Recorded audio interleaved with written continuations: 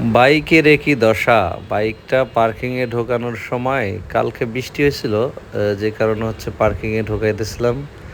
তো পার্কিংয়ে ঢোকাইতে যে অবস্থা, রাস্তা কাটা হয়েছিল, যে এই পাইলিংয়ের সেই কাদা রাস্তার মানে বাইকের মাঠগার্ডে এমন পরিমাণে বাজছে যেটা ব্রেক হয়ে আছে, সামনে আগাইতেছে না। অনেক কষ্ট করে যাক হচ্ছে আগে পিছিয়ে কাদা ছোটানোর পরে পার্কিংয়ে ঢোকালাম।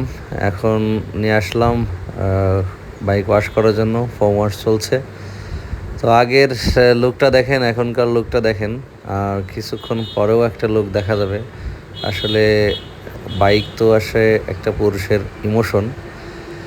তো ইমোশন তখনই মানে কাজ করে যখন আসলে বাইকটা ভালো থাকে, পরিষ্কার পরিচ্ছন্ন থাকে, দেখতে সুন্দর লাগে, তখনই ভালো লাগে। বাইক জিনিসটা যদি নোংরা থাকে বা কাদা টাদা লেগে থাকে তখন আসলে তেমন ভালো লাগে না।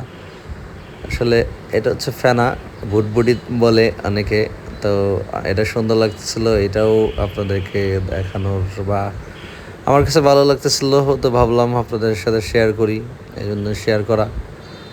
তো বাইক পানি মারাও হচ্ছে প্রায় ওয়াশ শেষের দিকে। তো আমি এখানে আসি এই ছেলেটার কাছে। ছেলেটা ব্যবহারও অনেক ভালো এবং হচ্ছে অনেক সুন্দরভাবে ওয়াশ করে। এবং ঢাকার মধ্যে যে 100 টাকায় এখনও বাইক ওয়াশ আছে, এটা আসলে কল্পনার বাহিরে আমি মনে করি।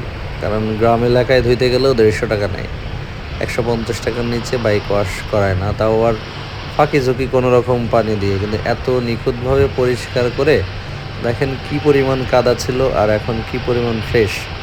তারপরেও কিন্তু এক্সট্রা কোনো টাকা ডিমান্ড করে নাই। যদিও না আমি সেটা এক্সট্রা দেই, সেটা আলাদা ব্যাপার, কিন্তু হচ্ছে সে কোনো এক্সট্রা ডিমান্ড করে না এবং খুব সুন্দরভাবে নিখুঁতভাবে গাড়িটা পরিষ্কার করে দেয়। এটাই ভালো লাগে, আন্তরিকতাটাও অনেক ভালো।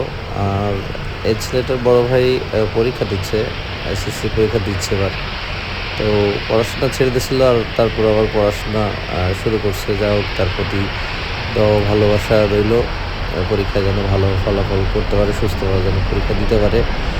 এবং হচ্ছে দেখেন রাস্তার পাশেই অনেক সুন্দরভাবে ধুইতেছে। এটা হচ্ছে ঢাকা আসলে এলিভেটেড এক্সপ্রেসের পাশে 227 নম্বর কুলারের গোড়ায় হচ্ছে এটা এই এদের বাইক ওয়াশ করার ওয়ার্কশপ।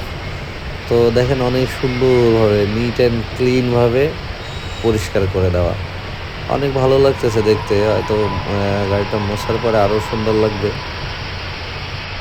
ইয়ামাহা MT-15 থাই ভার্সন, অনেকের ইয়ামাহা MT-15 পছন্দ।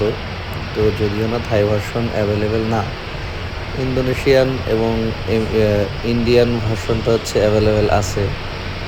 তো বাইক তো আসলে MT-15 তো এক একজনের ভালো লাগা এক এক রকম।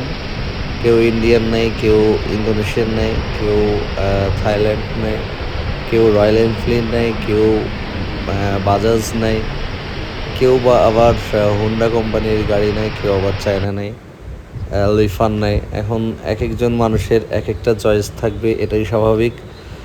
তো আমার কাছে বাইকটা ভালো লাগছে, তাই আমি এই বাইকটা নেওয়ার চেষ্টা করছিলাম।